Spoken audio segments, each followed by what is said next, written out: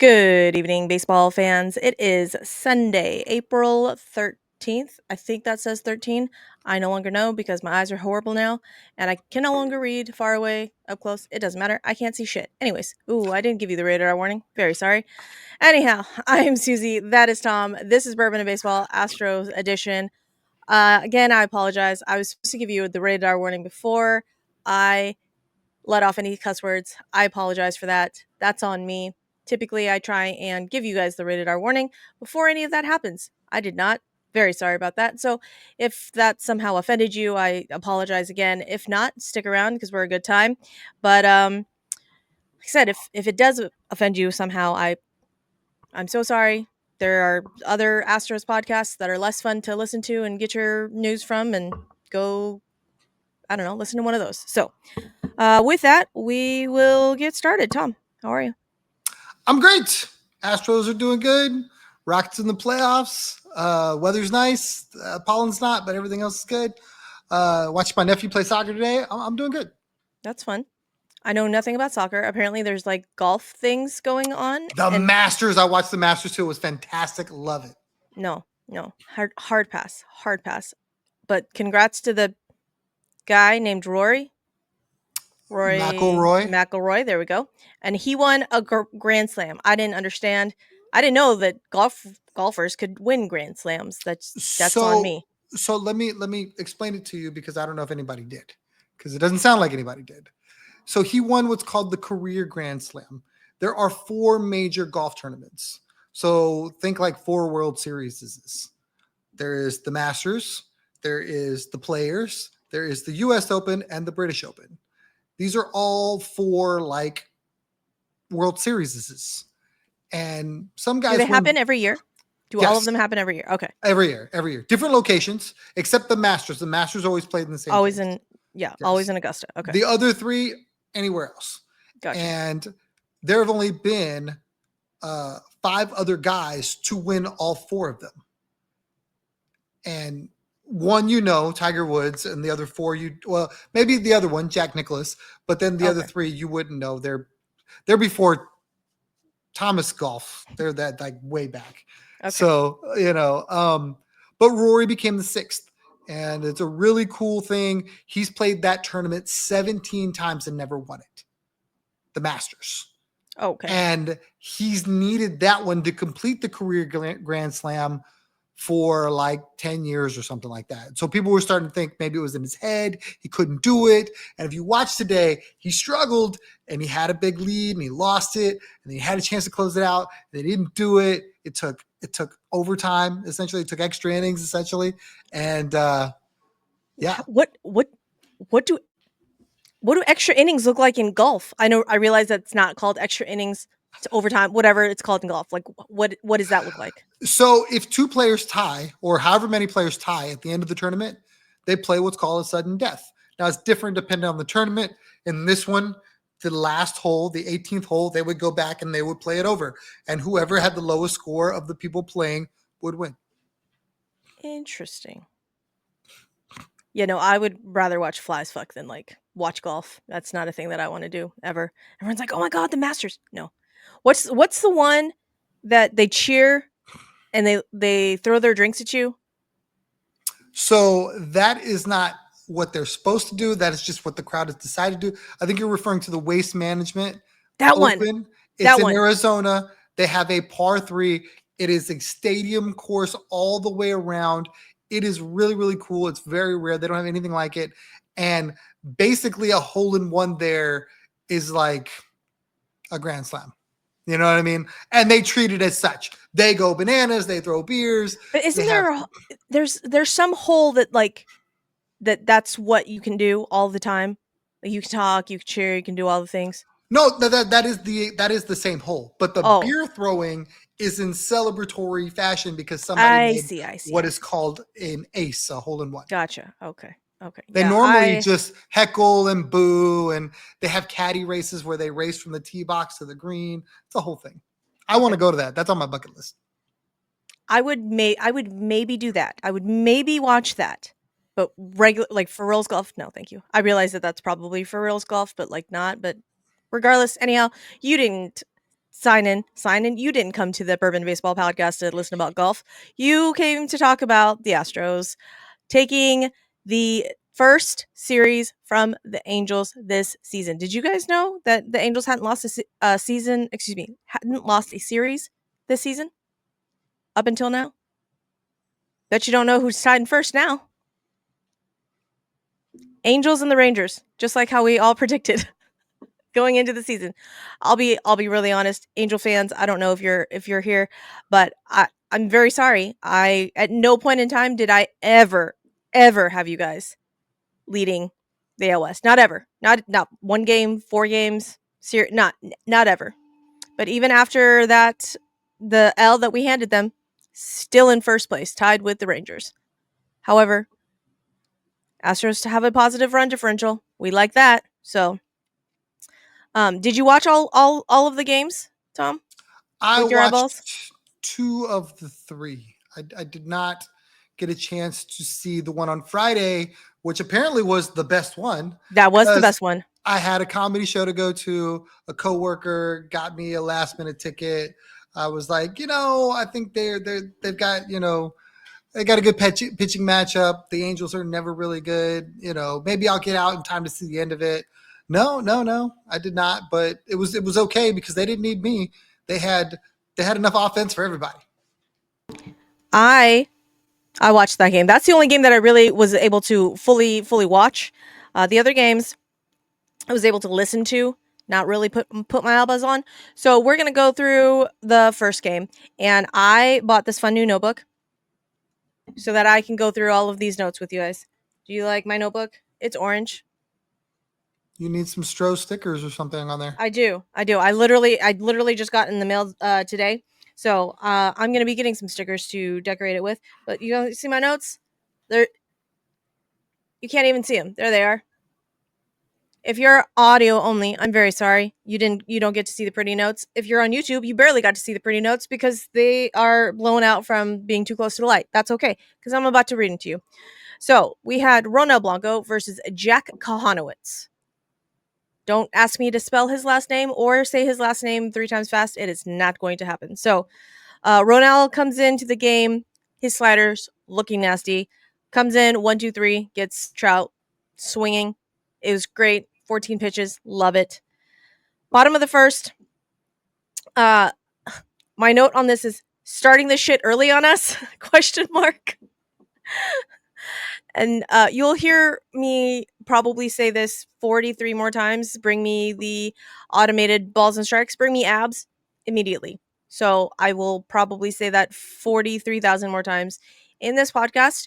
Don't do it as a drinking game. You will die, because that's how fucked up this series was. There was all of the missed calls. Just so many missed calls. We love it here. Anyhow, Jordan was caught looking with a sinker. And the note is, be so fucking for real right now. Literally just stared. Jordan just stared at it. I was like, why? Okay, cool. Top 2. Damn it, Doobie. That was a nice catch. Jeremy caught the ball, threw it to Dubon, and I have to give Dubon flowers because it was indeed a nice catch. I don't want to give Dubon flowers because I need you to know, guys. I need you to know everybody in the starting lineup got a hit except for Mauricio Dubon. Everybody in the starting lineup except for Mauricio Dubon. He was saving him. He didn't need him then. True. It's true. That's true.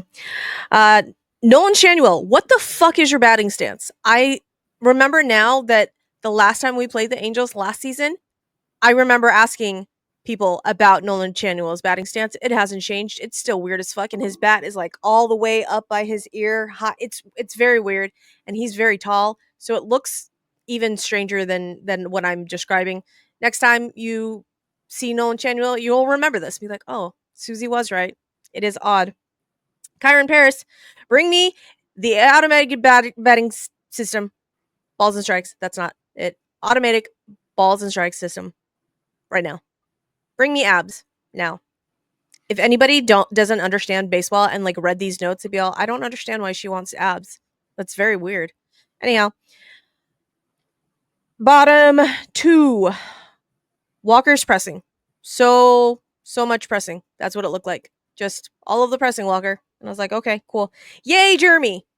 With 2 exclamation points because he hit a single. Actually, it was a slider, kind of down and away, but it was for a line drive. And we're happy when Jeremy Pena does the good things for the sliders in the zone because that means he is going to get on base a little bit more. We love that. I don't love it though that I had him on my bench and that's when he scored all his points. So then I said, okay, Jeremy, I see how you are. So then I put Jeremy in the next night. Got me negative points. Love that for me. Yay, Yiner. 2 exclamation points because Yiner got a hit. His batting average is very sad. Very, very sad. We don't 0.061. care. We We don't don't care fucking now. care. I do Listen, not care about his batting average. I'm going through the notes as I wrote them, motherfucker. Okay? Chill out. I can still say I don't care about his batting average. Chill out. You don't want to hear my notes? I took meticulous notes for the people, Tom. That's what we got to do. Okay? Anyhow. 0 for 17. And I made this emoji next to it, like the two eyes and the mouth just going straight. That was the sad emoji.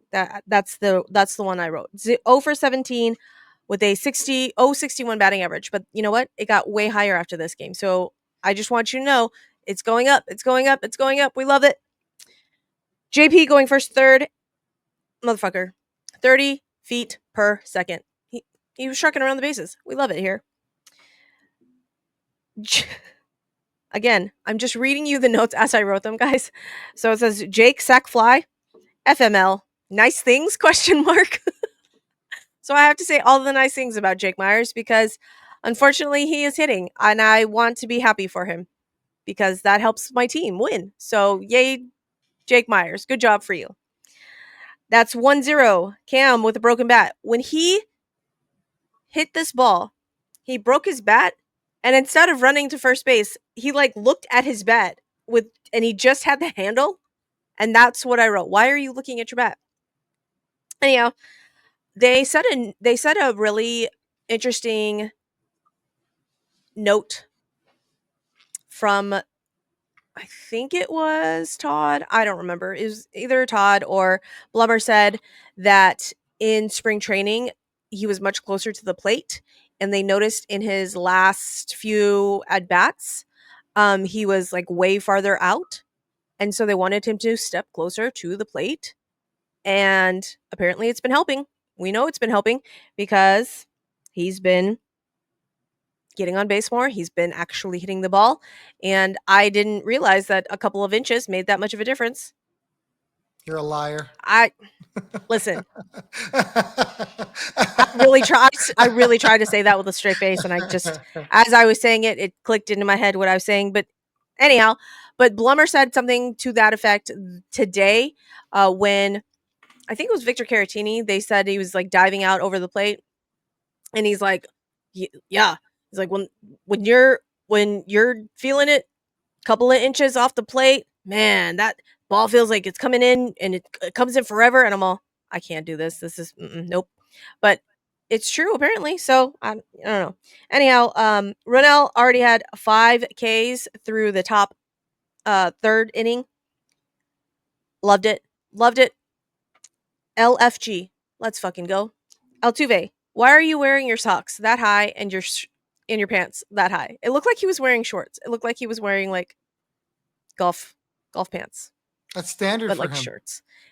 But not all the time.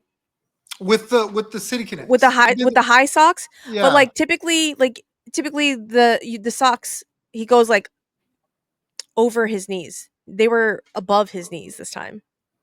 I don't know. Anyway, I'm reading the notes as I wrote them. So at the bottom of the third, Tuve with his 18 hits, the note was that's the most hits through first 12 games since 2021. Since Yuli did it in 2021. We love that. Yay, Altuve. Which leads me to my next question that I highlighted it for you because I wanted to talk about it. We love Tuve in the leadoff spot. However, I say this again as I'm reading these notes, real-time notes, guys. I understand what happened in the rest of the game.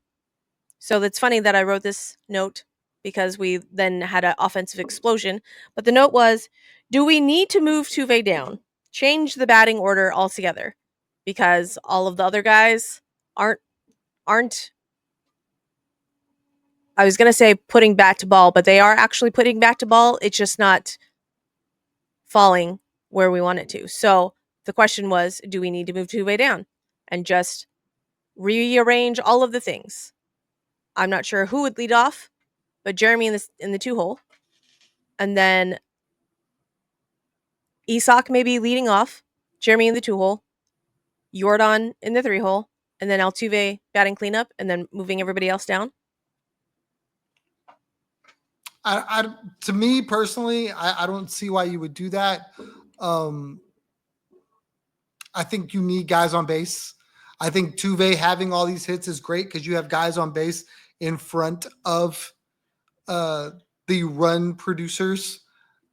If anything, if I was going to put anybody in leadoff, it'd probably be Jeremy because he's talking about stealing 50 bags, and then he's the guy that can now get into scoring position if that's what you wanted to do. But I really just think it's really good how it is. I think having a guy like Tuve and then having Isak behind him, if Tuve is going to be like he wants to be, where he's really first pitch swinging, well, then you got a guy that kind of resets things with Isak if he wants to take a couple pitches, which Tuve's been doing this season. And I think it's kind of helping him because it's messing with pitchers that I think they're so used to Tuve getting up there swinging at first pitch. So now they don't know how to deal with him because now he's taking pitches that he would normally be swinging at. So it's like the mind game back and forth. And I think that's like a benefit to him. Now he can go back to being free swinging at some point in the middle of the season and run into a couple home runs or hits or whatever. So I mean, I'd be surprised if they change anything now, but I wouldn't be opposed to it. Well, now I don't think they're going to change anything since, it's been working. So, but again, I highlighted it because I wanted to talk about it. So, in the top of the 4th, Trout hits a solo bomb. In the first at bat, Ronell got Trout to swing through high heat, and he went back to that high heat, and Mike Trout said, "Nah, motherfucker, look what I can do." And what I feel like is really funny is that they're making a big deal that Mike Trout is like tied with the leaders of the home runs. Well, I don't understand why we're surprised at that. That makes, like, if you put that stat with Tommy Edman, which makes sense because it's Tommy Edman, you're not expecting Tommy Edman, but MLB account is all Mike Trout is tied for. I'm like, duh. Anyways, He's one of so the faces of MLB. Like they want Trout to be seen. I think this is a perfect opportunity. Obviously, we know his injury history recently, so it's like he may not be around for us to talk about him in a couple months. Let's go ahead and get him out there and make him be seen. I did not see the Angels being this power team. I think they're leading the league in home runs as a club, or their American League. I can't remember which one it is. So I think that's part of it. yeah, apparently it's Taylor Ward and Jorge Soler and Nolan Shanuel, and you're all those are the names that I did not have on my baseball bingo card list, but who knows. So through the top 4, Ronell gets his 6th strikeout of Logan O'Hoppe. And with Shanuel, I want abs now. Bring me the fucking automated strike zone right the fuck now. In the bottom 4th, Christian Walker has worked all of the walks. He's like, fuck it. If I can't hit my way on base, I'm gonna just be patient and I'm gonna get on base via walks. So he did, but now that one, the Angels probably wanted the automated balls and strikes because there was a pitch that should have totally been against him, and it worked in our favor, so I'll take it because you owe us one, motherfucker. Top 5th, Kyron Paris doubles off a dick high fastball. I'm like, you can't throw that there. You can't do it, Ronell. Nope. Kyron Paris, if you guys missed the Angels preview, went to Teacher Man over the off season, and Teacher Man is Aaron Judge's batting coach. So if you look at Kyron Paris and you're like, I don't understand why his stance looks so familiar, why his swing looks so familiar, it's because it looks like Aaron Judge's. So Kyron Paris apparently does not have enough plate appearances to qualify as a hitter yet. But once he does, apparently he's going to just skyrocket and blow past all of the numbers. So he's been that lights out for the Angels and been so good for the Angels. It's going to be very interesting seeing what's happening next because the Angels go play the Rangers. Like I said, they are tied for first in the AL West. So who knows what comes out of that? Let's see. They dropped this little nugget on the broadcast as well.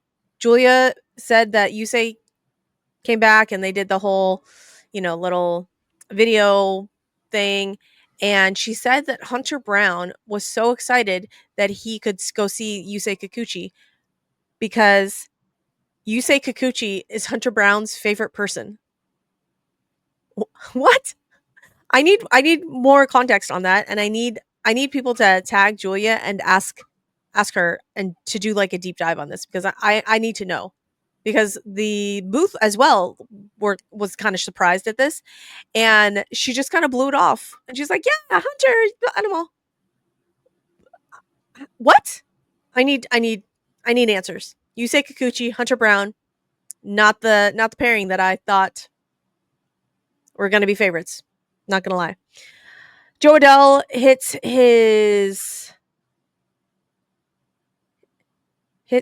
Oh, I'm sorry. My handwriting is bad. Joe Adell with an RBI single. Now it's 2-1. Although Jeremy Pena throws him out at second. Doobie dives, and it was a good play. And I have to give Doobie flowers again, and I don't want it. Bring me the fucking ABS now. Are you dead yet from all of the shots that you've had to take from the drinking game that we're playing of talking about the automated balls and strikes? You should be. Bottom fifth starts at 60 pitches, and this is kind of where it comes unraveled for the young Jack Conowitz. So one pitch, one out with Cam, and I was like, okay, cool. Tuve literally covers all 5-6 of him. He swung at a pitch that was at his eyeballs and then swung at a pitch that was at his shoelaces. I was all, Tuve, what are we doing here? Stop that. Don't do that. But, on pitch 5, he gets on base with the single. Isak works a walk. Tried going back to Jordan in the first spot that he got him the first inning. Jordan said, nah, look what I can do. And now it is 2-2. Isak goes first to third. CW. That's what I'm going to call Christian Walker because I cannot write Christian Walker and or Walker. It's just too long. So CW it is with a 106 mile an hour RBI single, which makes the score 3-2. And then it's 5 straight with 2 outs. Jeremy Pena works a walk. And at this point, I think I tweet, please, for the love of God. I'm not even asking for a grand slam. I'm not even asking for, I just want any runs. Any runs. And you guys know, if you watch that game, you guys have heard, hey, guess what? We didn't hit a grand slam all last year, which you would have heard that if you watched the show, heard the show last year. Tom doesn't care about the stat. I care about the stat. We didn't hit a grand slam. Us and the Red Sox didn't hit a grand slam last season. Yiner said, you know what, guys? I heard you. I got it. And hits a grand fucking slam. And I was so excited that my cat that was on my lap, I was so excited that I jumped up. Cat was very surprised. I now have scratch marks on my thighs because he was not happy about it. And apparently his mom was in the crowd. And he dedicated that grand slam to her. And that just makes me so happy.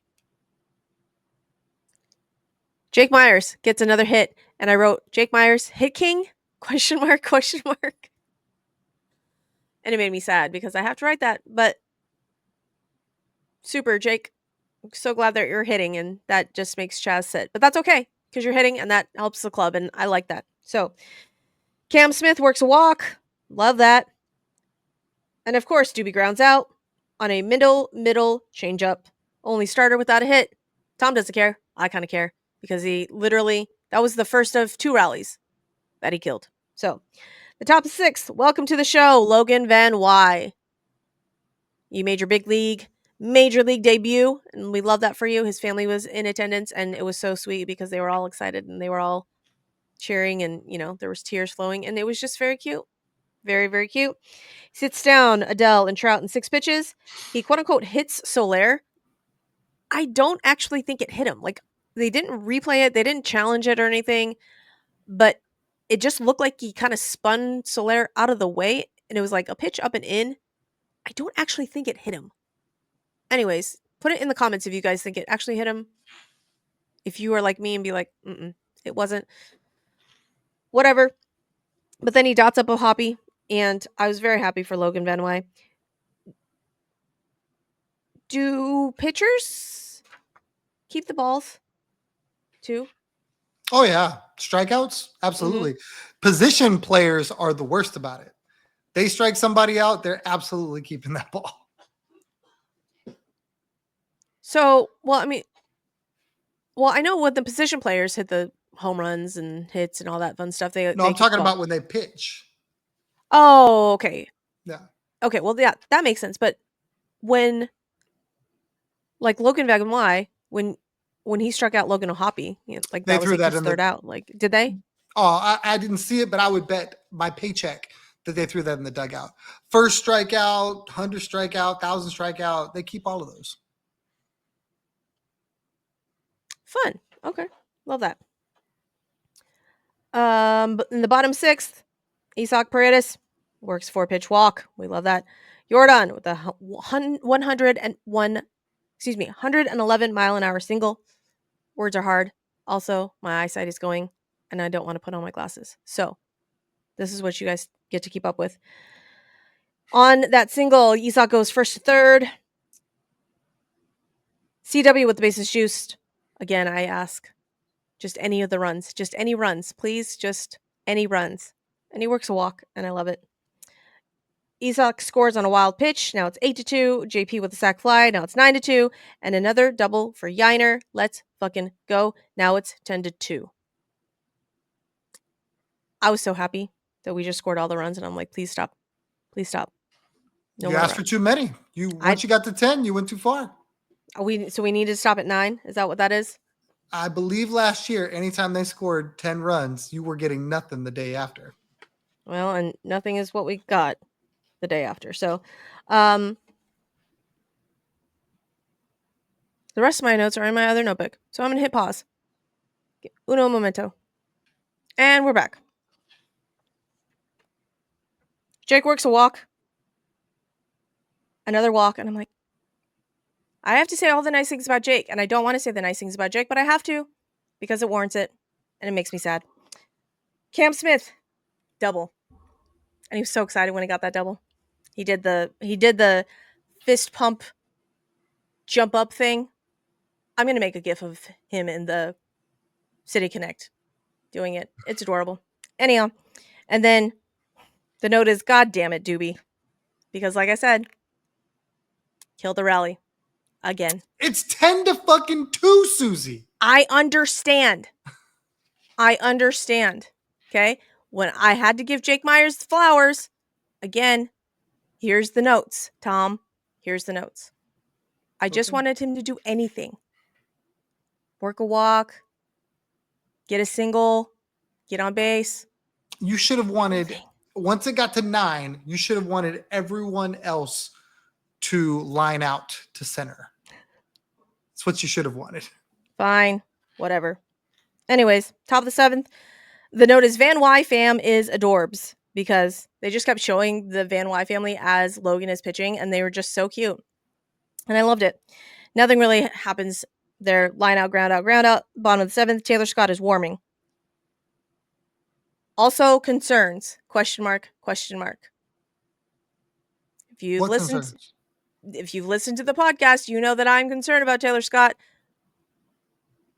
They also are concerned with Taylor Scott because why is Taylor Scott in this game when it's 10-2? Because he hasn't pitched in like 3 days. He pitched the night before. Would you want Brian King? No, but they again, while I was writing these notes, the booth was talking about it, and they were like, "Yeah, they're trying to get Taylor Scott right." It took Taylor Scott in the eighth a long time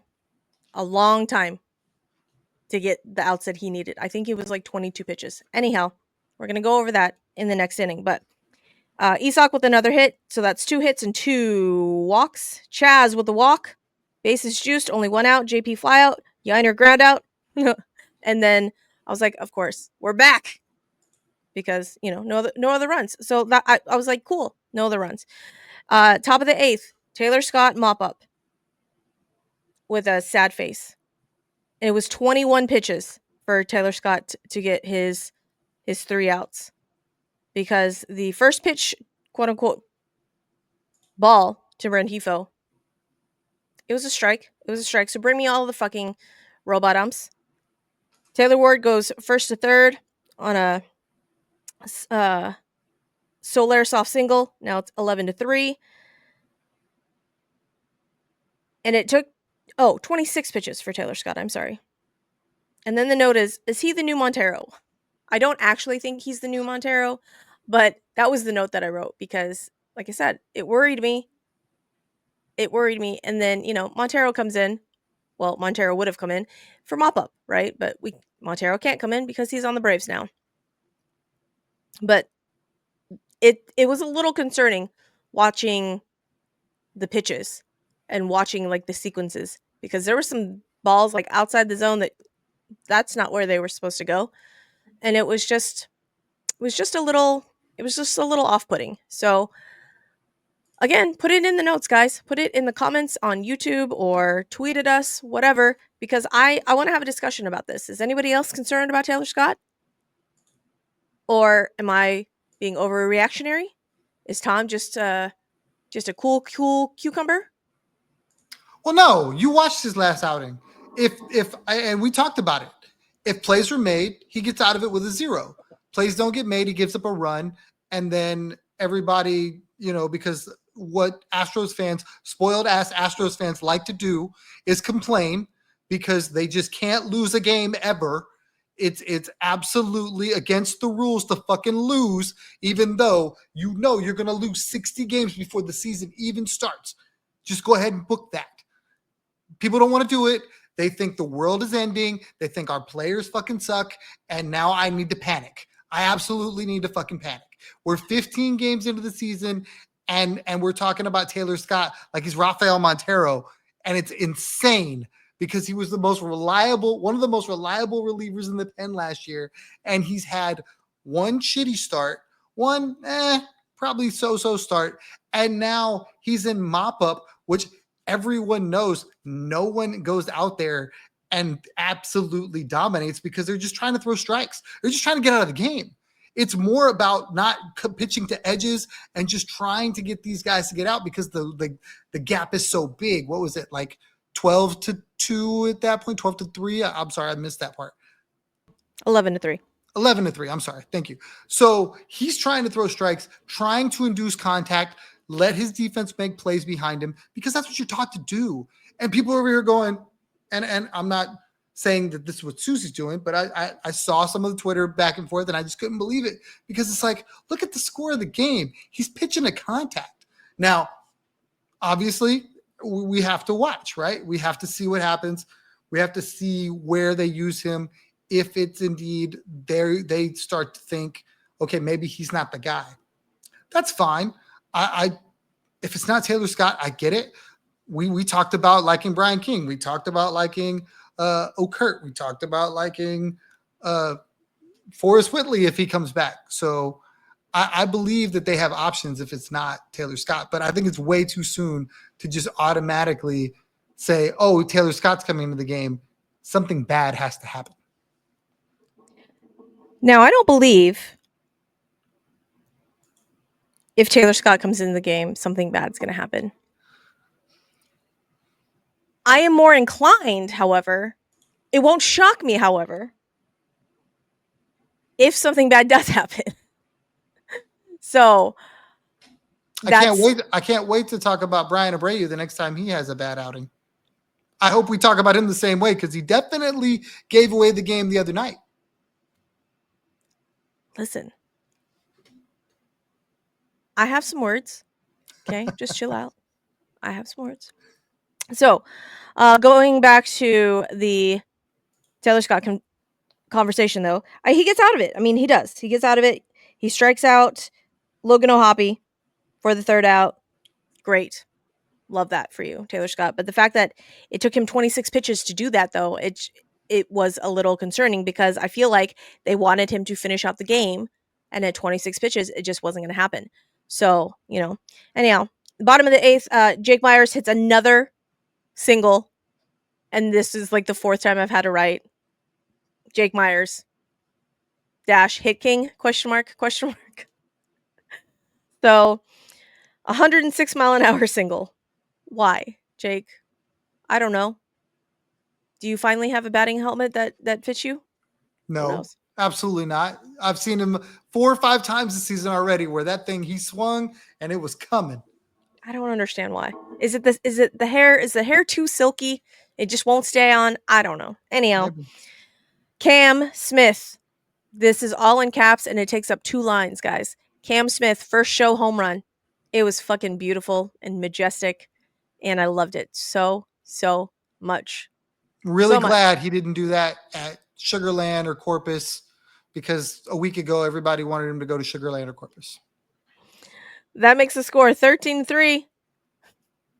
The note is none for you, Doobie. Isaac Paredes. First Astros home run, baby. Had a 40-game drought. 40-game drought. Longest of his career. Yep. So, Friday night, first Astros home run to the Crawford boxes. Crawford box special, baby. 1 of 30. Hell fucking yeah. Can you imagine if we got an Isak at the deadline last season? Would have been interesting. Would have been helpful. Yeah. Would have been real helpful. Anyhow, that makes it 14-3. Question. Would you Answer. have played Isak at first over Big John? Yes. Really? Yeah. Okay. Yeah. I think the idea was to platoon them, but it would have been interesting. Like, you see this guy, you see what his approach looks like, and how do you sit him? Yeah. I don't ever want him out of the lineup.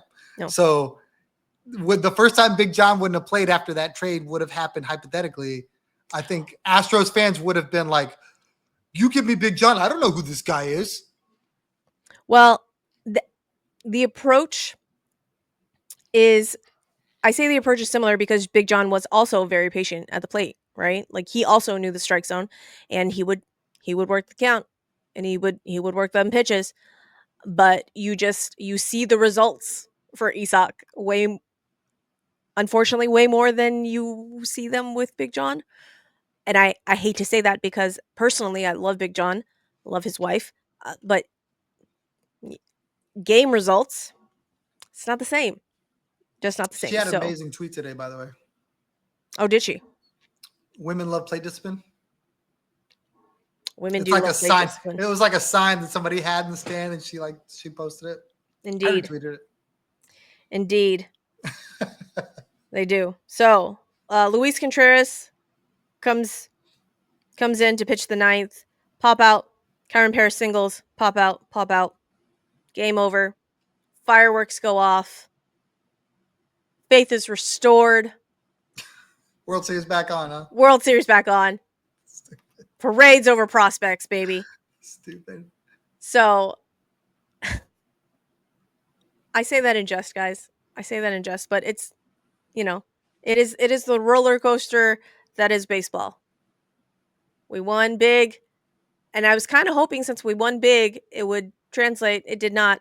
I didn't make any notes for the next game because I was at a volleyball game for my daughter that we were watching, and we were in a big metal building, and I didn't get any reception, so I didn't even get to like hear half the game.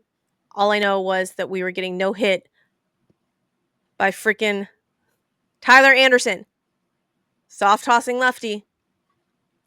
To be fair, and I don't think anybody's going to make anything of it, but they should because I think it matters. It was like one of the first lefty starters they'd seen all season. I think it was the first lefty starter they'd seen all season.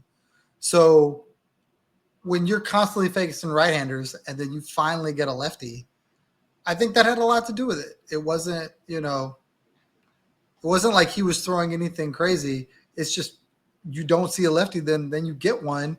There was guys that were just a little bit off. I mean, not much, just a little bit, and that's all it takes. So, yeah, nothing of note in Saturday's game besides the fact that we were getting no hit. Again, Tyler Anderson, soft tossing lefty for 6 innings, I think. And then guess who?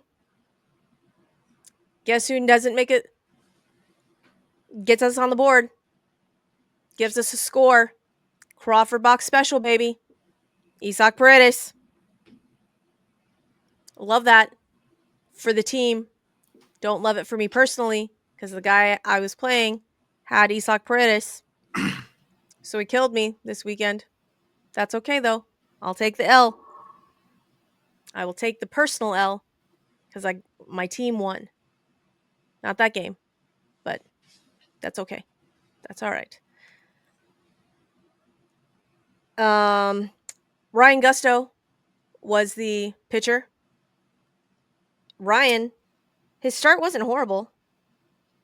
No, it wasn't, but it was his first major league start. He got into some trouble in the first inning, and I think that also helped Tyler Anderson because he pitched for the lead, you know, right away. So I think that allowed him to settle in a little bit.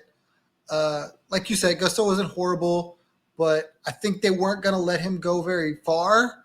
So I think the pitch count might have been in his head a little bit. There were the first couple innings he had labored a little bit, and I mean he's a big strikeout guy, so he had 6 Ks, which you love, but at the same time, it really limited how far he was able to go, and he was only able to go 4 innings.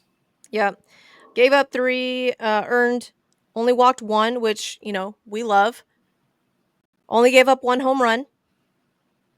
So, again, wasn't the best start, but it wasn't horrible. You give up 3 runs, your starter gives up 3 runs, you would hope that your offense could do something, but they could not.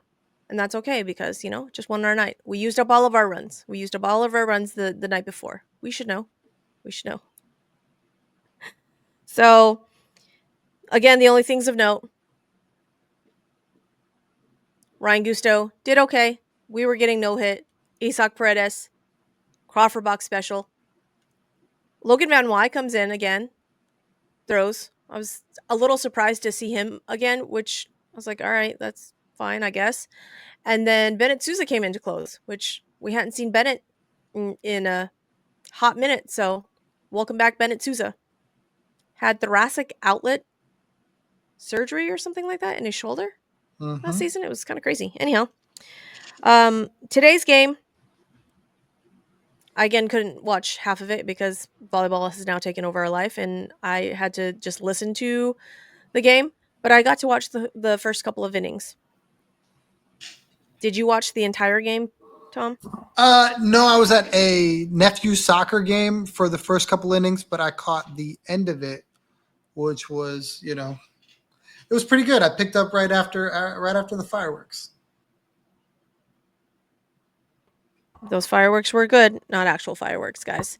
The scoring fireworks. So the third game, it was Hayden Wesneski versus his old teammate, Kyle Hendricks. Funny story, before Baseball Suzy, Kyle Hendricks was on the Cubs, that 2016 curse-breaking Cubs. When I first saw Kyle Hendricks, it was in like 2021 or 2022 or something, and he had like 6 ERA. He wasn't very good. And that's the mental image of Kyle Hendricks that I had in my head. And I watched a documentary about the 2016 Cubs. Color me shocked when I found out that Kyle Hendricks was a fucking badass and was one of the main reasons they won the 2016 World Series. I'm all, say what now? The words Kyle Hendricks was a badass came out of my mouth again. It's funny how that happens. Anyhow, so on the Angels preview show, um, Fernando was a little scared about this last start with Kyle. I was like, I don't actually know how that's going to work. He's either going to serve up batting practice to the Astros, or he's going to no hit us through like 6 innings. That's how it's going to go. And he just was like, "Really?" I'm like, "Yeah, that's how it's going to go." Apparently, we do better against velocity because the soft tossing ones we have trouble with. And shout out Kyle Hendricks because he was dotting those things. Like I was shocked at the pinpoint precision that some of these pitches were hitting because he wasn't throwing very hard. Like I said, I think in one of these, I think I wrote down someone got dotted up on like a 87-mile-an-hour quote unquote fastball or something like that. That's crazy. Anyhow, so Hayden, hometown kid, was this his first home start? Yes. Okay. I was gonna see if Doobie was wearing the camo cleats, but he couldn't because it's City Connect, and that wasn't gonna go. So anyhow, um, the first inning, literally the first batter, fuck my life. Taylor Ward gives up a solo home run. Renjifo single, and then Mike Trout, bring me the ABS immediately. Immediately. I was a little scared, not gonna lie. I thought Mike Trout was gonna hit that pitch that was thrown. I was like, oh God, please don't. It was just allowed out though. Hooray. And then gets the dotted outside edge for a third out for Travis Darno, and we love that. And I was like, okay, 1-0. That's fine. It's fine. We just got another little baby JV on our hands. Just gives up the long ball. Okay. That's cool. Not saying he's baby JV with like the velocity or how he looks or anything, but just, had a problem with the long ball. Bottom of the first, Tuve, one pitch, one out, of course. Hendricks, dotting edges. Second out for Isak. Bring me abs now. Jordan staring at a middle fastball. 87.8 miles an hour. Like, how are you going to throw an 87-mile-an-hour pitch to Jordan? Like, I guess as a pitcher, you got to have huge balls because at no point in time could I even fathom throwing a ball that slowly to Jordan and just him not like hammering it, but he just stared at it. Worked a walk though. And then Christian Walker pops out. I was like, okay, cool. Top of the second, fuck. Literally wrote fuck. Nolan Shanuel hits a home run with his weird ass batting stance. And that's 29 home runs in 15 games. Don't like that. Don't like that. Bottom of the second, Victor works a walk. JP singles. Cam with the RBI single. First pitch sinker. Makes it 2-1 now. Doobie gets a torpedo bat. Do you think the torpedo bat actually helps him, or is that just a placebo? Depends on if he comes and figures out that he's making contact a little further down the bat. Obviously, that is the idea behind the torpedo bat, is to move the barrel just a little bit further in on the bat, taking the barrel from the tip of the bat and moving it further down the shaft.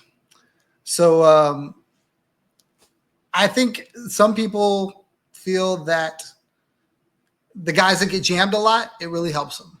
So I don't know that that's Doobie. I think he's doing it because it's a fad right now. It's trendy. You see a lot of people doing it because you saw what the Yankees were able to do. You saw what some of the other guys around the league were able to do with torpedo bat. So they're like, well, it's not going to hurt to try it. He said when they interviewed him that it feels just like his regular bat. So it doesn't feel any different in your hands. It's just where you make contact. The sweet spot of the bat is now changed, and it's closer to you than away. So for Doobie, I see him using it because he had some success. He liked the way it felt in his hand. So whatever gets you hitting, Doobie. Whatever gets you fucking hitting, that's fine. So Doobie with the torpedo bat gets an RBI single. Now it's 2-2. And this, you missed you said you missed the first couple of innings, right? Because you were watching your nephew's soccer game. Okay, so I don't know if you saw this or not. Then Tuve hits what everybody thinks is a home run. Tuve doesn't think it's a home run, and he just stays there at the plate. The third base ump called it a home run.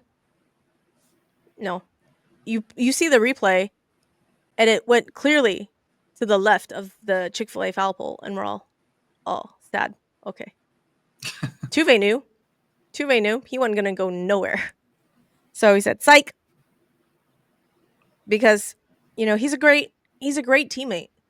He's a great But a teammate. horrible cheater, right? He's just the biggest cheater ever. Yeah, just buzzers, all of it. I'll have to tell you a story about that in a minute. Anyway, he's a great teammate because you know what? He said, "That's okay. That's fine. I'm gonna hit this long fly out because I know that it would just be so much cooler if my good buddy, my new teammate, Isaac Paredes, comes up and hits his third Crawford box special home run." So he did. Isaac comes up 3 games in a row now. Makes that 5-2. Jordan fouls a ball off of the inside of his knee, and I wrote, "Please put that man in bubble wrap." Can't protect him there. You can't do anything for that. I'm like, we need one of those, have you seen those mouse pad things that you can put on your wrist? That it just follows your wrist? You just like, do you know what I'm talking about? No? Mm-mm. Okay. It's literally, I have one at my desk because I do a lot of editing with not an actual mouse. It's called a Wacom. It's a pen, so it's like you're writing. And so I have one of these, and it just wrists. It just velcros to my wrist, so it just follows me. So I don't have to have because I'm not stationary, So I'm all, can we just velcro something like that to Jordan, like the inside of his knee, like underneath his baseball pants, so that nobody will know? Because I need this man to be healthy this season, and I need him just wrapped in bubble wrap. That's what I need. So, anyways, top third, Taylor Ward strikes out, Renhefo fouls out, and Trout swinging on a low and away slider. And I wrote down, "It's not just you, JP." Apparently, Mike Trout hates. I was gonna say Minute Maid. It's not Minute Maid. Hates Dyken Park. Hates DP. Doesn't like taking balls, at DP. Don't like it. So I don't know if that changes anything, but he didn't have great games here. Besides that, like, one home run, I don't think he had any more hits. So then at this point in time, I had to go. Now I was only able to listen to the game. I wasn't able to watch the game. And one of the pitches was super high on Altuve. And if I had my notebook, I would have wrote, "Bring me abs now," because I texted you, Tom, and was like, was it actually this high? Was. And I think Tuve sometimes gets this bad rap from umpires because he has a little bit of a crouch more than kind of pronounced, and I think that affects how they call his strike zone sometimes. I think sometimes you see the low strike, he'll get called on him, and then sometimes you'll see the high strike get called. Because everyone else is gonna be in that same vicinity. Like Tuve is a short. I mean, he's the short king for a reason. That pitch is a strike for Christian Walker. It's 2 inches above the zone for Jose Altuve. Yeah. So I was mad, but that's okay. That's all right because it's our short king. Only thing of note in the next couple of innings in the bottom of the third, like I said, if Christian Walker's not going to be able to hit himself on, he's just going to walk himself on, and I'd love that. Love that. Get that base on balls percentage up, Christian Walker. So the bottom of the fifth, Reed Detmers comes on to replace Kyle Hendricks, and I really want to have a sign that says please free Reed Detmers because I really feel like Reed Detmers on a different club, a club that understands pitching, could do wonders for Reed Detmers. So I don't know, Angels, what you think? You want to give us Reed Detmers for a bag of peanuts and I don't know, a hot dog? We'd Where love would we'd you love to have him. where would you put him? I don't, how many freak accidents can one have, Tom? I don't know. All I'm saying is his stuff is filthy. The Angels don't know what the fuck to do with him, and he's literally thrown no hitters before, and they're putting him in long relief. What's happening here? Where would you put him? Like right now, he could take Ryan Gusto's spot. Okay, and 2 weeks from now, when Spencer comes back, where would you put him? Well, Spencer's not coming back for. Hypothetically, you know what I mean. When Spencer comes back, where would you put him? You wouldn't put him anywhere. And then when Lance comes back, where would you put him? And then when there's so much pitching on the Astros, like I understand you just want to stack as many as you can, but where do you put him? He's long relief for the Stros at some point, I would think. And then you'd be like, well, that's dumb. Where would you put him? The Angels are probably fucking him up. I agree with you there. But the people that want him, or the people that want to add more pitching to the Stros, where do you put him? Okay, well, I mean, we're not paying Fromber next year, so we're losing him.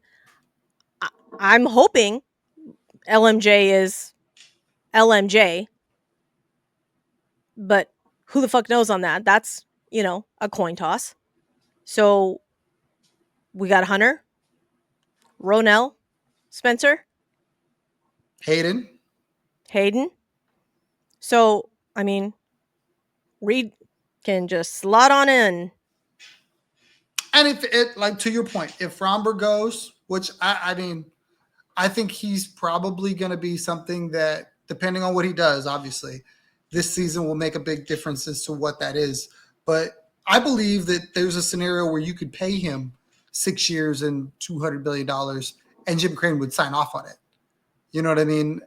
Because he's a pitcher, and I do believe that he values pitching more than he does hitters. You saw it with JV. I think the trades that they've went out in the middle of the trading deadline. It's been to get pitching at different points in time. So, but if you're right and Fromber goes, then absolutely you could entertain bringing somebody like Reed Detmers and putting him as your number 5 guy. You know what I mean? And pushing everyone up. But I still wouldn't entertain that until next season. All I'm saying is that I've been asking for Reed Detmers for quite a while now. When the Angels literally sent him down to AAA last season, I was like, just come on over, Reed. I would Like, have did that over you say. I would have did that. apparently we had said hopefully Yusei can be the Astros version of Yusei for the Angels, but it doesn't look like it. It looks like he's reverted back to Blue Jays. Yusei. We love that for us because he's an angel. Yep. So anyhow, I'm going to read a stat that Brooksgate had this morning, and this was the top 25 unluckiest hitters. This is slug versus expected slug. And in the top 25, how many of those do you think we have? Quite a few. I tweeted out like, I don't know, 2, 3, 4 games ago that I thought the Astros were one of the unluckiest teams in baseball right now, and that had to regress at some point. 4. We have 4 of the top 25 unluckiest hitters. That's Yiner crazy. at 14, Jordan at 16, CW at 20, and JP at 23. The slug for Yiner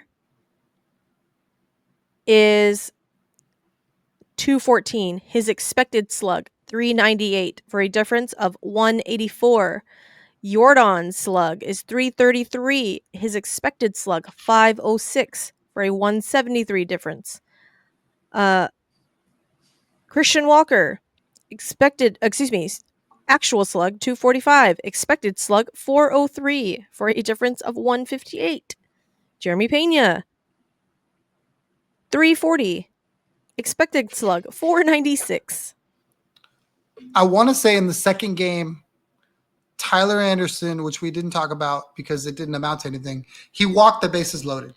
He walked Isak, he walked Jordan, and he walked Seawalk on consecutive at bats.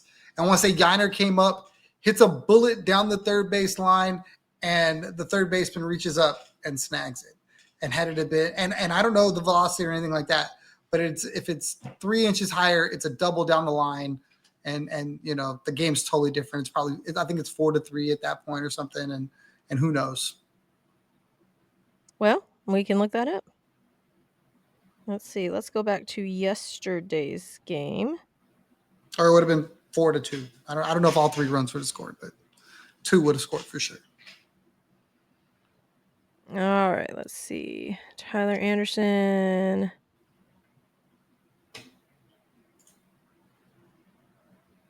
In the bottom of the fourth, fly out. Isak Paredes walks. Wild pitch. Isak Paredes gets to second. Jordan walks. Christian Walker walks. Jeremy Pena strikes out on a foul tip. And Yiner Diaz. The exit Lines velocity was 78 miles an hour. So it wasn't that hit that hard, but it definitely could have been something if it wasn't just a great play by the third baseman. Yeah. On a almost middle changeup. 80 mile an hour changeup. Boo. Stupid Taylor Ward. Okay, so going back to today's game. Today's game, like I said, Hayden Wesneski did decently, right? I say did decently. Motherfucker struck out 10. So Gave up 3 single home runs, 6 strong, quality start. I don't know what more you need to ask from Hayden Wesneski. Both starts he's had so far have been quality. So for the third piece in that Kyle Tucker trade that I think a lot of people didn't know or didn't really value that much. Obviously, Isak was part of the name that the Astros have been trying to get, and then Cam was the young prospect. Hayden Wesneski's been amazing. I think he's excited about pitching at home.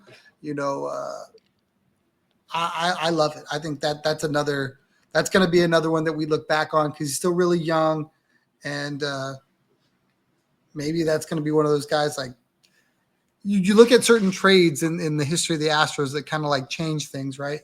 For me, the Miles Straw trade was a big one because Phil Maton was the dude, but it produced Yiner Diaz. I feel like this trade could be a lot like that. Yeah, you wanted Cam Smith and Isak; those were the guys. But Hayden Wesneski was a really good pickup out of that, and then you have another piece that you can build around. yeah, for sure. And what really cracked me up is I get that he gave up 3 single home runs. I understand. Not ideal, right? But, and they weren't cheapies. They weren't Crawford Buck specials. They were some massive home runs. I get it. Not ideal, but for our 5th starter, if you go 6 innings and you give up 3 solo bombs and you strike out 10, brother, I will take that all day, every fucking day. Hats off to you, Hayden Wesneski. I will take that. I'm 1000% on board with that. I will take that. I do not expect our 5th starter to go out and throw a no fucking hitter. I don't expect that. Apparently, people do. They Apparently, do. they They want do. their fourth and fifth starters to have an ERA closer to 3 than 4. And sir, if your fourth and fifth starters are have an ERA closer to 3 than 4, then they're not your fourth and fifth starters. They may be your fourth and fifth starters on your club, but on some other club, they're going to be the 2 or 3. So so I need you to know, Tom, I am not the only person that has unrealistic expectations I'm very of our aware of pitches. how bad some of the members of our fan base can be with respect to these Astros and what their unrealistic expectations. You know, there are plenty of people that are over there looking at Doobie going, "What the is wrong with you when everyone else is hitting and you're not?" And I'm just like, it's literally the hardest thing to do in the world is to turn that fastball back around. Literally one of the hardest things to do. Listen, if Jake Myers can do it, Okay, I'm glad you brought that up because Jake Myers does this every season. I've seen a lot of discourse about Jake Myers all over Twitter, and you got people that are defending him, people that are at him. And look, if Jake Myers was a consistent baseball player, we wouldn't be talking about this. And I love how it's like it's Maldi 2.0. His arm, it doesn't matter. His arm isn't a big deal. And it's like his defense. And I'm like, look, if he's not a complete player, then what are we talking about? Like Tuve's hitting 3-something, and every time he looks like he's going to make a mistake in the outfield, people panic. He doesn't get nearly the leeway to be a left fielder that Jake Myers does to be a friggin' hitter. And that shit bothers me because it's like, this is a goat. They're going to put a statue outside of the building, and it's like panic in the streets if a ball goes to left field. Jake Myers, literally, his actual career numbers are just absolutely atrocious. And we get people over here defending him like he's Tuve.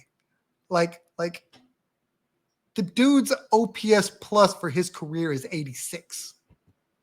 86. For the people that don't know what that means, he's less than a player. 100 is like average player. Yeah, he's less than average. Like, you know what I mean? Like, I don't care that he's having a good week and a half. I know what he is. It bears it out. This isn't his first season. It just is what he is. But to be fair, he went on a heater last season as well, and the year before that, and then cool the fuck down. Yeah. And then Chaz came on a little bit, and then we just had 2 suckies center fielders. He is a career 230 hitter. It's not ideal. It's not ideal. And this we say that like, though. We say that. That is what most all other clubs have, though. No. Yes. No. Yes. You're not going to sit here and tell me that all of them run around with center fielders that can't hit. Okay. I mean, we can do it. Let's have the discussion. Like 5 years, career 230. The best season of his entire life. He hit 260, and that was for 49 games, 163 plate appearances. If he's gotten any run at all the last 3 years, he's been given way more time than Chaz has. He's been given way more rope than Chaz has. And 227, 227, 219. Like right now, career numbers for him right now, 278. Do you think he's going to stay there? I personally do not.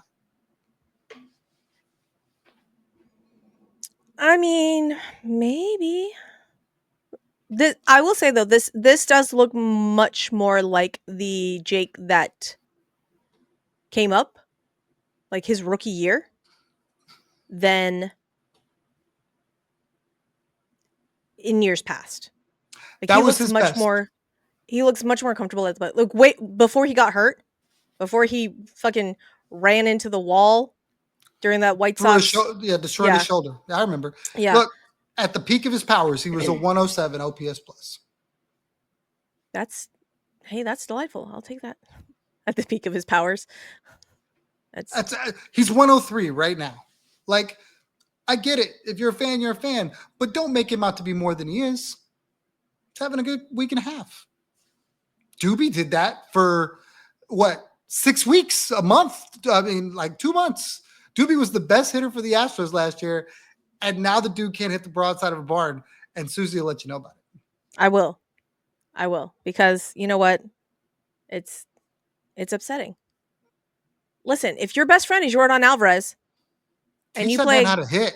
and you play dominoes with him on the fucking plane every damn flight, get some hitting tips. Okay? That's all I'm saying, Doobie. That's all I'm saying. I love you though. I do. All right, let's see. I'm trying to like off the top of my head, I'm trying to think of like center fielders that I know are not bat first. And I was like, who plays center field for the Yankees? No, not Cody Bellinger. No, we're not looking at him. Michael Harris, no. Just do it in the Marlins. AL. Just do it in the AL. Well, so the two that I looked at first were Dalton Varsho He's better. and Cedric Mullins, both He's better. better. Oh yeah, easy. Dalton Varsho, not. I mean, I say not by much. 10 points. His overall OPS plus is like 96. Okay. Is that like this year or that's his career? His career. Okay. Cedric Mullins is a 109 OPS plus career. And look, if you are telling me that I know Jake Myers is not some guy and it's just the best we can do, I'm okay with that. It's when you try to prop him up with this defensive crap like he's some kind of wizard that it kind of chaps me because it's not the case. Like, to me anyway. You're a wizard, Harry. Okay, let's see. Center field for the Royals is Kyle Isbell. Okay. We know Kyle Isbell is not super great. Let me see Kyle Isbell. What are you, Kyle Isbell? You know who Kyle Isbell leads everybody in sacrifices? on our All, team? all no, the entire league. Oh, no. Chas McCormick, sacrifice Oh, hits. that makes sense. I, That's the only thing he's allowed to do now. I thought you'd like that. That's the only thing he's allowed to do. He's allowed to come in and pinch hit. And if he swings away, he strikes out. He has worked a walk. Okay, so Kyle Isbell for his career is an 80 OPS plus. Do you think they're over there going, give me Kyle Isbell overall, and he's the best thing since sliced bread? I don't care if he ever hits. His defense carries him. No. I have actually heard people say that, though. That's horrible. That's horrible. If you're telling me he's just a guy, so be it, and that's the best we can do, fine. But don't sell me Jake Myers like this is the next. I saw something today that he's the greatest defensive center fielder the Astros have ever had. And I almost fell out of my chair because clearly you had no idea what you were talking about. Because Jake Marizic exists. Well, even more than that, like Cesar Cedeno had like 5 Gold Gloves. That was way before baseball, Suzy. No, I know, but that's what people were saying. They're like, this is the greatest center fielder in the Astros history. And I was like, stop it right now. Stop it. And then, you had people having the conversation back and forth. Well, what about Springer? And they're like, well, his defense sucked. I'm like, motherfucker won us a chip. Like, we don't win that chip without him. Like, with his back.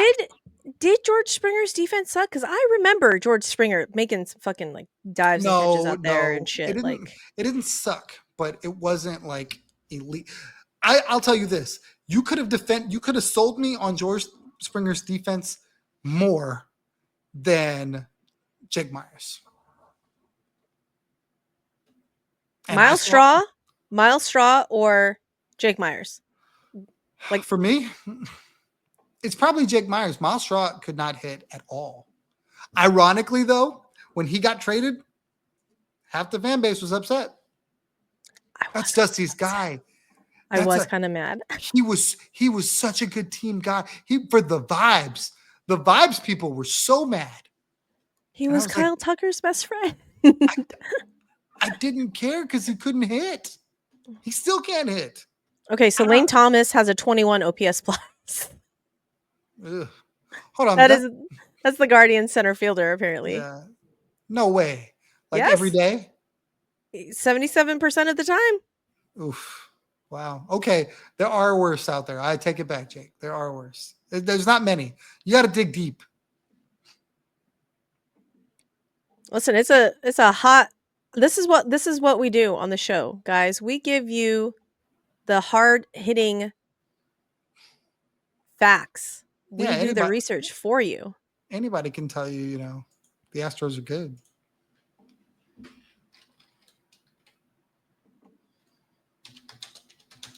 Who is the Ranger center fielder? Is it It is, who is it? Leody Taveras. That's who it is.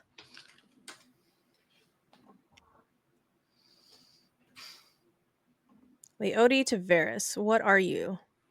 Leody Taveras is a 50 OPS plus this year. His career is an 85. So he is on par with Jake Myers. Do you think that they would like, and I don't know Rangers fans for obvious reasons, but do you think that they're over there going, you know what?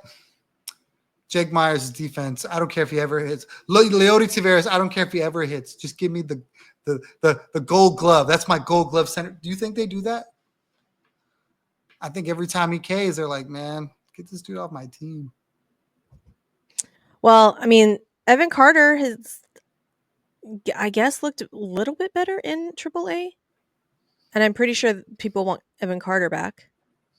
Yeah. So he was the future. Wyatt Langford is on the IL for the Rangers. That's tough. So you hate to see it. Not really.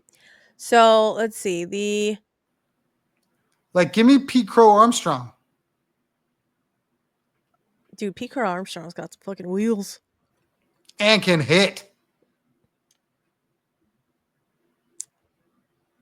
Sometimes. He's gotten way better this season.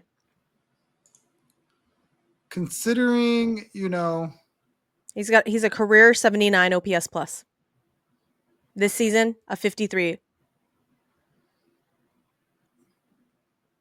Okay, maybe not give me Pete Crow Armstrong. I'm like, he single-handedly beat the Dodgers today, so that's what I'm talking about. Give me Dodger killers. 2 home runs and a triple. Yeah. He's still young too. It's only 3 seasons for him. But yeah, so there are worse center fielders. And he's 23. All I'm saying is there are worse center fielders. Okay. So let's see. Top of the 6th, Jorge Soler hits another home run, single. At least this one didn't kill me. Because, he has hit major home runs against the Astros in our stadium. That scarred me for life. Whatever. So, but that made the game 5-3. The bottom of the 6th, CW works another walk. We love it. Victor Caratini singles. Jeremy with the force out makes it 6-3, and then Jake Myers grounds into a double play. Brian King comes in the 7th, strikeout, and then hits Kyron Paris with the pitch. Joe Adell, strikeout, and then Logan O'Hoppe replaces Kevin Newman as a pinch hitter, gets a single immediately, one pitch. And then I didn't love this. Oh, but you don't get nervous. No. I didn't love. I was fine with the single because I was like, all right, it's a single. I have complete faith in Brian King that he can do this. I was going to say that I didn't love that Joe hit the panic button immediately and brought in Brian Abreu to get that last out. I was fine with Brian King trying to get that last out.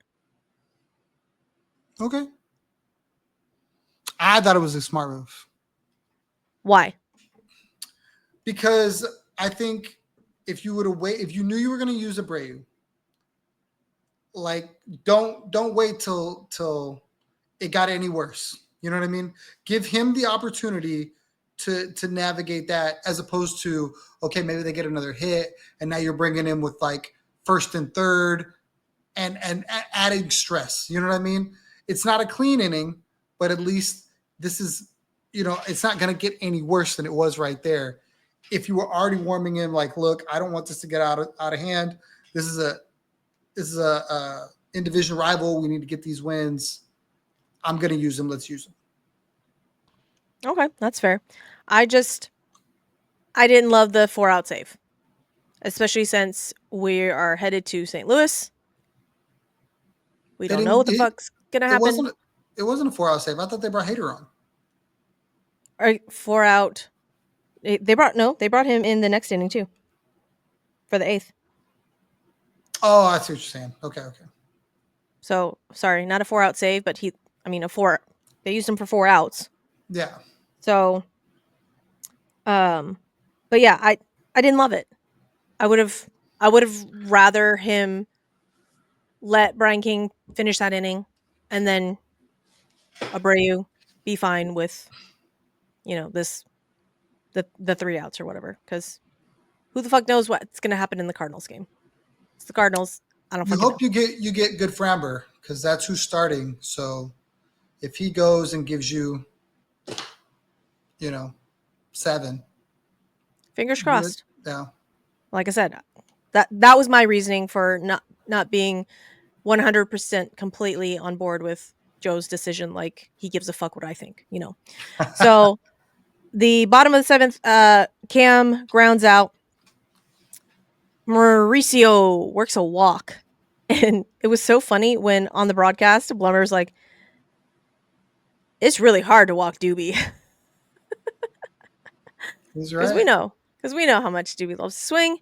He works a walk though, and then steals second, and then steals third. I was shocked. I was shocked listening to it because I didn't get to see it, and I was only hearing Robert Ford.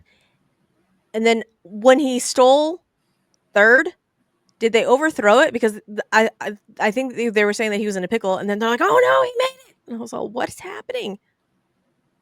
I actually didn't get to see that part. I left the game. I had it on my phone, and then I hopped in the vehicle, so I heard what you heard.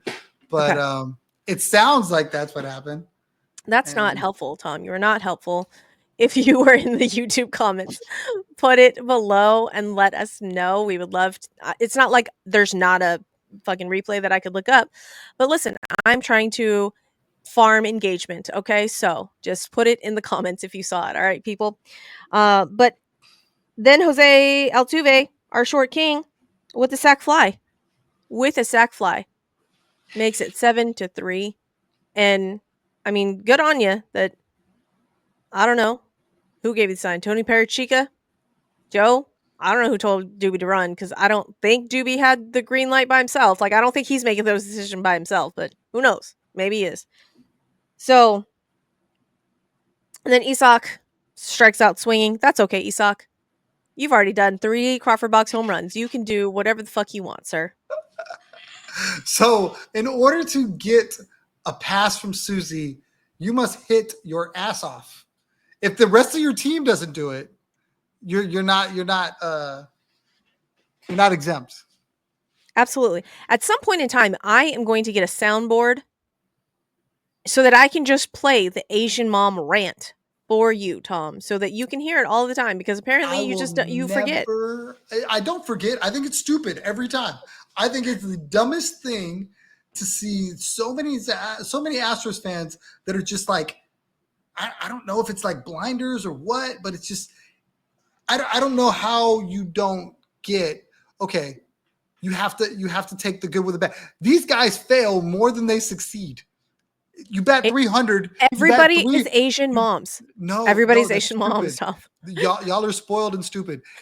If you bat 300, you're a Hall of Famer. That means 70% of the time you fail. So Every Everybody's the Asian moms, the, Tom. the math doesn't math, and this isn't a math pod. So you should absolutely go. Well, fuck. If I can only be good, and the best players are only good 30% of the time. The average players can't be good that much. They just can't. But no, what the fuck? Tom's These gonna give guys should himself an aneurysm, and I love it. never. I will never. But I just I see you rant. I see some other people rant, and I'm just like, I feel Yes, bad for y'all. yes, I feel bad because for y'all. I was not here for the 100 lost Astros. Again, I am the first to fucking admit I am spoiled. I'm spoiled. I have seen the mountaintop. I have seen the greatness. I watched that I live up there and 2019 nowhere Astros else. team. Okay, I expect fucking greatness. I do. I do. And literally everybody else, every fucking buddy else expects greatness from this team as well because literally, you know what I heard? Do you know what the people are saying? The streets, you know what the streets are saying, Tom? The streets are saying that the Astros, the big bad Astros, we're not the big bad Astros anymore. We are not the big bad Astros anymore. They are not afraid of us. We are no longer the big bad wolf. Well, they And have to. I take it fucking personally, like I'm on the fucking team. I don't know why, but I do. It hurts my feelings. I'm like, motherfucker, like, excuse me, who the fuck do you think you are? No, absolutely the fuck not. And it's funny when like Ranger fans tell me this, and I'm all, no, Marcus Simeon on your team is doing shitty. Jock Peterson doing. Don't talk to me about fucking. Absolutely not. Nope. Don't talk to me about how y'all aren't scared of the fucking Astros. Absolutely not. And like I said, the upcoming Angels Rangers series, I want to wear the shirt by Ram Shirts. I hope both teams lose. I realize that can't be a thing. So Angels, all the fucking way. Let's go. That's fair. But it's weird though, man. Like all these people, the streets, and all these fans that you're like, look, I'm not the only one. Literally, all y'all motherfuckers started watching baseball in 2017. Literally. 2018. Thank you very much. Okay, 2018, whatever. Because you didn't come from the era before that, or you'd know. Well, this goes in cycles, and your team can be bad. You know what I mean? There are some really good ball clubs that you would not know were really good ball clubs once upon a time. The Florida Marlins won titles. They are absolute laughing stock now, and they won. Miggy Cabrera won a title with the Florida Marlins, and I just can't get people to get around that. Like, look, you have to have a little humble. You have to understand that this is like the hardest thing to do, and we're very blessed. The Hey, the the don't talk shit about Miami. Miami's got a better record than with you. They the are 8 and owner, 7. and let's see how long that goes. The owner goes out and he spends money. There are clubs that don't spend any money. You know, the Pirates are going to sell, and Paul Skeens is going to end up pitching for somebody really good. The Astros took advantage of them once. It's how Garrett Cole became Garrett Cole. He was not Garrett Cole as a Pirate. That was before Baseball Suzy 2. It's just the way it is. And there's going to come a point where the Astros aren't good. I hope everyone's still around for that. It'll be really interesting when that happens. Listen, I will be here on this podcast talking about how disappointed I am about the I Astros, don't know. okay? I don't know if you're going to be able to handle it. If you're distraught now when they're winning, the tweet you put out with the this shit'll kill you or whatever, that shit, oh my God. When they're losing like 5, 6, 7, 8, 9 in a row and their pitching sucks, everybody sucks, you're not gonna make it. Listen, I was here last season when we were like 3 and 12. I Did was they finish drinking on that this podcast, did they sir. finish that way? Did I tell you they'd be okay? I did. I told you exactly how it was gonna play out too. They're gonna go on a little run. Trade deadline, they're gonna be there. Everything went according to plan. I think they're going to be really good this year too, and I think they're going to go out and I hope they get a center fielder. They won't do that, but I hope they get a center fielder, and then they go on another run because they've got really good pitching. Maybe they go get a bullpen arm, something like that, where you're like, holy shit, this was somebody's closer, and they put him in the 7th inning role, and then you don't have to worry about Taylor Scott. I think they're going to be right there, and I think as long as they have a shot, Jim Crane is willing to do whatever to put a winner on the field. Where are we going to put a bullpen piece? Caleb Ward's coming back. Forrest Whitley's coming back. Do you believe? Are you ready to get excited about Forrest Whitley?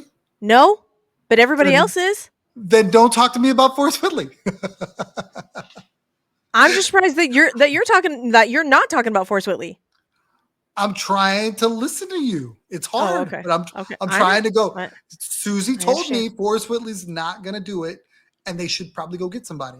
If I'm Taylor not. Scott, Hey, if Taylor Scott is not sir, right, don't you put fucking words in my mouth. I never fucking said that Forrest Whitley couldn't fucking do it. Don't fucking say that. That's not what I fucking said. what did you say, Suzy? I said that I wasn't going to get excited about Forrest Whitley until he came up here and he did it for much longer than he did, because he has in the past shown signs of brilliance and then he's gotten hurt. And he's gotten me way too excited for way too long, and I'm not going to do it again. So when he comes up, I'm going to be like, that's fine. That's fine. I like it. Cool. That's great. Not until he does it for like half a season. Well, then I'll be like, yes, okay, I can let myself get excited. I can let myself get hurt again. All right? That's fine. Just saying. So, hooray. We send the Angels packing. We won a series. We head to St. Louis. We shall see what we do in St. Louis. They've been better as of late, huh? The Cardinals? Yeah, they beat up on Philly, didn't They have our same record. They lost the series to the Cardinals, but they won the last game. they? Okay, I saw that. Getaway day. Yeah, they have literally the same exact record. They're 7-8, just like us. So let's see. They have their ace going against our ace. Framber Valdez versus Sonny Gray for the Monday night matchup. Tuesday night is Hunter Brown versus Eric Fetty. Wednesday, day game, TBD. to be determined, but it will be versus Andre Palante. Surprisingly, Andre Palante has a 2.2 ERA and just beat up on... Was it the Phillies that he just beat up on? No. Who was his last start? Because I remember seeing something about it and being like, he shoved. I think his last outing, he went like 7 and struck out 8 or 9. I think it was like a career high for Andre Palante. Because he's not typically like that guy, but he locked in for his last start. Oh, yeah, it was against the Cardinals. Oh, sorry. Against the Phillies. I'm dumb. Mm-hmm. So, wait, did they take the series then?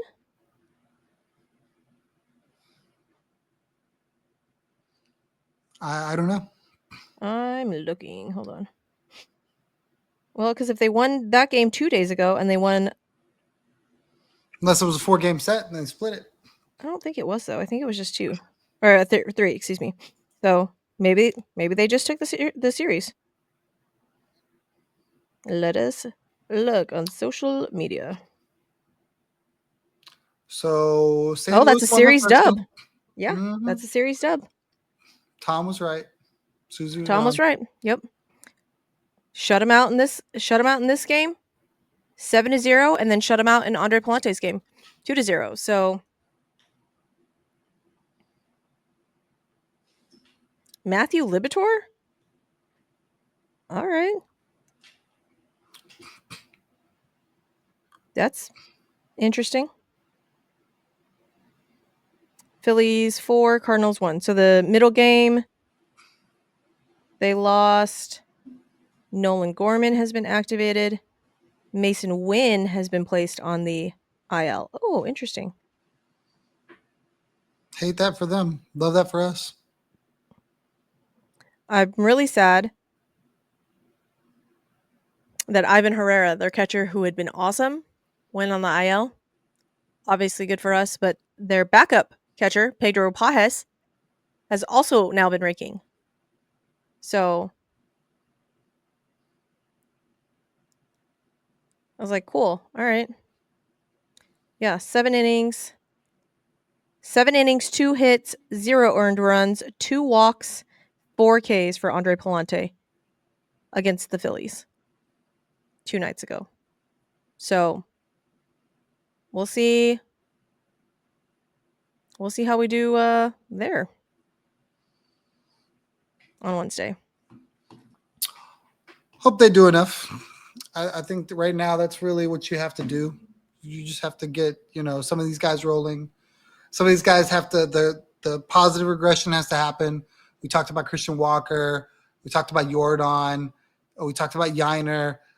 Ironically, it's like these are the guys that are really struggling in this lineup right now. And if those guys, got a little positive regression, I imagine this team would be really tough to deal with because you're getting such quality at bats from Isaac Paredes. You're getting really, really quality at bats, I think, right now from Cam Smith, who looked like totally lost at the plate, a week ago.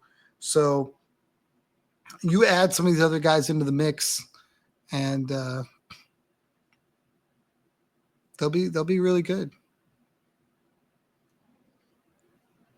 I am going to read a stat from Brian McTaggart's latest article. That is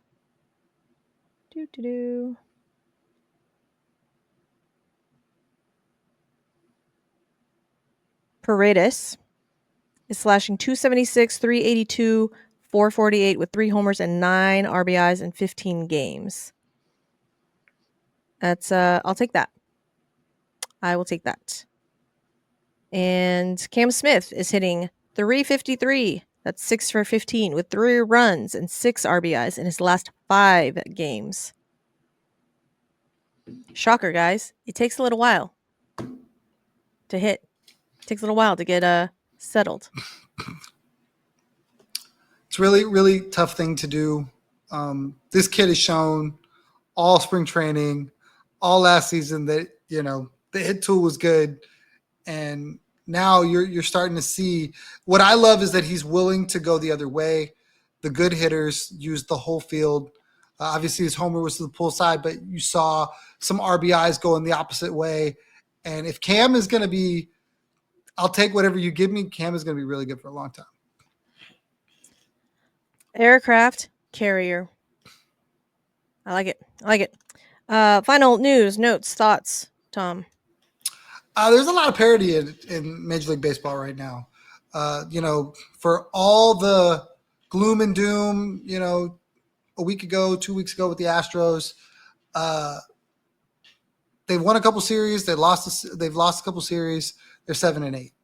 I think had they done a little bit better with San Francisco, who looks very real, which I think a lot of people were not understanding of their game. They Was they not on didn't- my baseball bingo card. They did not know have the Giants being good. Nope. they are very good. They've got some really good talent that I think nobody was looking at, and I was. I knew a couple of their players was good. They didn't Wilmer have it all Flores? together last season. Do you know Wilmer Flores was I going to do? didn't. But did I have Elliot Ramos? Yes, absolutely. That dude that made the error the other night. Yeah. Listen, they're good. fantasy baseball doesn't count about errors That's in true. some of the leagues. But anyways, keep going. In the same vein, they started off the season taking 2 or 3 from the Mets, and the Mets are 10-5 in first place. This team, while I think is not clicking all cylinders, are right in the thick of things. If you want to scoreboard watch or standing watch already, which is absolutely ridiculous, They're only 2 games back in the Angels, who they just beat in a series. Uh, Seattle, I think Seattle swept the A's, right? Or no, the The Rangers. Rangers. Yeah, they swept the Rangers, and you could make an argument that the Astros absolutely could have swept Seattle. So, I mean, you have to let these things kind of play out. What I love about this team, what you should love about this team, is the pitching is legit. I think the pitching is for real. Fromber being what Fromber is, you're going to get a bad start in there with like 3 or 4 really good ones. Hunter looks like the dude, man. And if they could sign one guy right now, I want it to be Hunter Brown. I really do. Like, get him early. I know you can't do that because he's a Boris guy, and he would have to want to sign something early. But if Dana can figure out a way to lock up Hunter Brown right now, that would be huge. Spencer, unfortunately, got hurt. Spencer looks legit. We talked about Hayden. Ronell's been kind of ho hum. He had a funky first start, but looked good in this last start. So if that's your 4th starter, you really feel good about this rotation. The bullpen, although it's had some hiccups, has been advertised with the guys that some of the guys that you don't, Contreras and stuff like that. Maybe they're not long for this team. We talked about McCullers. Those are 2 guys that don't look like they're too far away. Lance McCullers had a really good rehab start just recently. I think he went 4 strong and didn't give up any runs. I don't know how long they're going to let him go. If they make him a starter or what they do with him, I don't know. But the offense is going to get there. These are really good hitters on this team. Christian Walker, like Suzy's been talking about, is willing to take a walk. He looks a lot like Alex Bregman did 2 years ago, where wasn't necessarily hitting, but he was on base a ton. And to do that in the middle of the lineup, if you're not going to hit, is really good. If Yiners turn a corner, this team could score runs in bunches because there's just so many good hitters up and down the line. So, yeah, let's see. I want to say that McCullers I want to see how many he struck out. 6-2 win over Albuquerque. Struck out 5, allowed 1 hit, 1 walk, throwing 61 pitches and generating 13 swings and misses. I think his next rehab start is going to be in Corpus.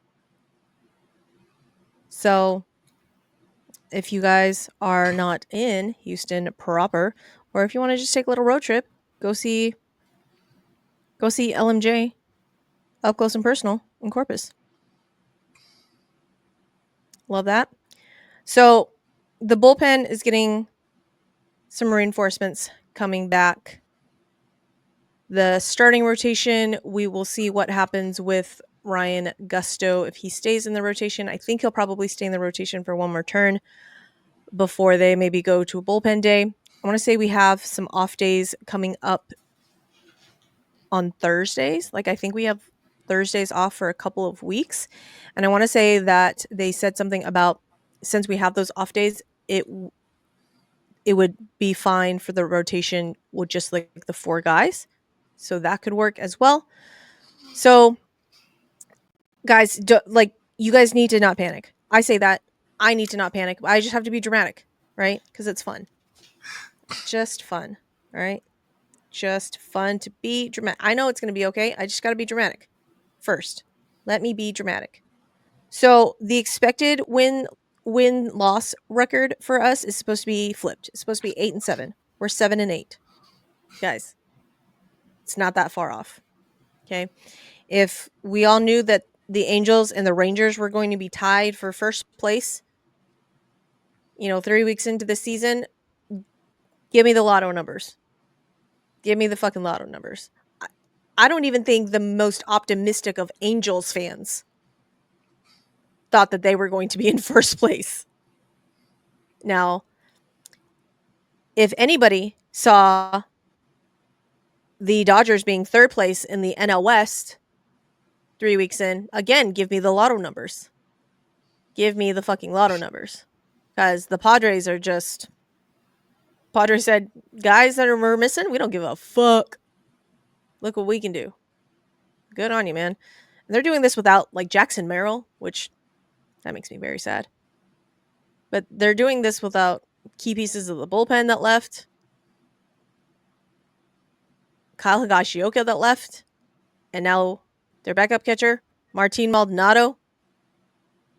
Yuli is scoring runs for them. Guys, it's crazy. Crazy pants. Crazy pants. So, all that to say, we will be fine. Come on the ride with us though. Tom will be here giving you all the calm words. I will be here after I'm dramatic. It's okay. We're a good time. We are a good time. If you want to tell us anything, leave it down in the comment section on YouTube. Hit that red subscribe button if you've not already. Tell all your friends. If you listen to us via podcast, Apple, Spotify, any other podcast system that I am currently not aware of, leave us reviews over there too. That'd be great. Please and thank you. I have some big news coming up. I'm going to wait to share that until it's official and I have a graphic. But we do have some big news coming up. So good times. Very excited about it. And, other fun news. We have finally reached 100 subscribers on Spotify. We had been like just hovering at 98, 97, 98, 99. I looked today, we're at 100. So if you are I don't know how I would verify this, but if you're like the 100th subscriber on Spotify, hit me up on Twitter or Instagram or whatever so that I can say thank you. I would love to send you some sort of merch that I don't have yet. I don't know. Maybe I'll make stickers or something. At some point, maybe we'll do shirts. Hats? I don't know. I'm here for both of those. If you have a preference on merch, stickers, hats, shirts, whatever, put those in the comments.